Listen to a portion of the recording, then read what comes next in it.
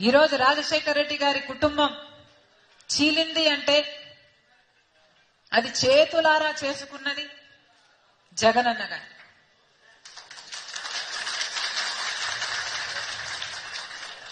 దీనికి సాక్ష్యం దేవుడు, దీనికి సాక్ష్యం నా తల్లి విజయమ్మ, రాజశేఖర రెడ్డి గారి భార్య, దీనికి సాక్ష్యం నా యావత్ కుటుంబం.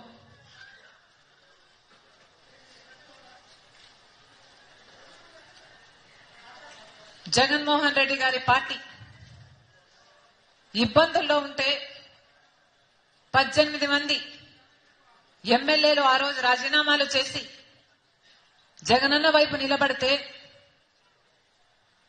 వాళ్లను మంత్రులను చేస్తానన్నాడు జగనన్న. ఈరోజు వాళ్ళల్లో ఎంతమంది మంత్రులుగా ఉన్నారు?